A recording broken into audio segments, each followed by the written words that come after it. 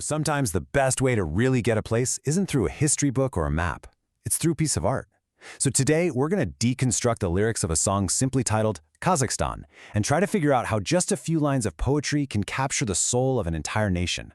Let's see what secrets these words are holding. We're going to start by building a kind of musical portrait of the country, exploring how this song uses its very first verses to paint a picture that feels both massive and, at the same time, deeply personal. And right off the bat, we're dropped directly into the landscape.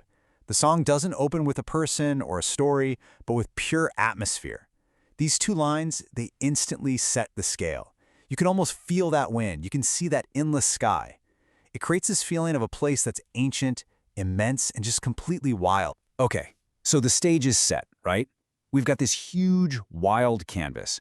Now the song starts to paint in the details, layering these really specific, evocative images to build a visual world for us that feels totally timeless. And what's the first image we get?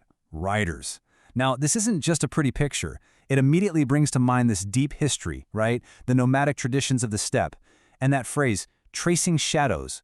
It's just perfect. It makes them feel like this mythic, eternal part of the land itself. And then boom, you get this little splash of color and humanity.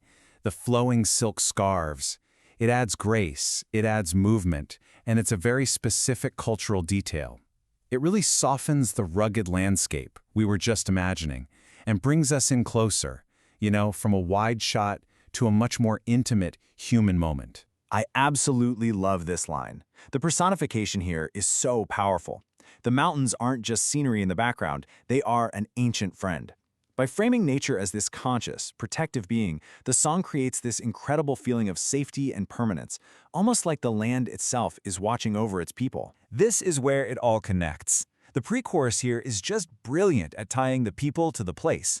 You've got the human heartbeat, the most personal rhythm there is, and it's directly compared to the primal sound of a drum and the energy of wild herds. It's saying the pulse of the people and the pulse of the land, they're one and the same. So all of this imagery we've seen, the landscape, the people, the history, it's all been building toward one single central idea. And that idea is revealed right here in the chorus. So you gotta ask, right? After all that incredible scene setting, what is the songwriter actually trying to say? What is the soul of Kazakhstan, according to the song? And there it is. Kazakhstan, your soul is the wind.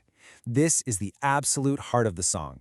The nation's spirit isn't something physical. It's something you can't touch, but it's incredibly powerful. And notice that immediate connection. This untamable wind is blowing through the steppe where my dreams begin. It's the source of freedom, of potential. I mean, think about that metaphor for a second. The soul is the wind. How perfect is that? It suggests a spirit that just can't be contained or fenced in, a lot like those skies too wide to ever tame from the very beginning. For a culture with such deep nomadic roots, what could be a better symbol? It's this wild, free energy that lets personal dreams really take flight. Okay, so we have the core idea down. Now watch how the song starts to deepen it, to make it even richer. It begins weaving in these really specific cultural details, the sights and sounds of the past and the present that give this timeless spirit its own unique character. Just look at this incredible list of pure sensory detail from later in the song. We've got the sights of a market, the idea of ancient songs mixing with modern life, timeless navigation by the stars, and crucially, the specific sound of the dombra, a traditional Kazakh instrument. These aren't just abstract ideas anymore. They are real, tangible touchstones of the culture. So let's circle back to the chorus, which is really the song's anchor.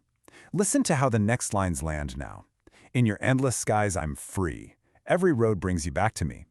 After hearing about the markets, the old songs, that dombra, this feeling of freedom and belonging feels so much richer, doesn't it? Those are the details that guarantee that every road leads back home. So as the song starts to wind down, it shifts gears.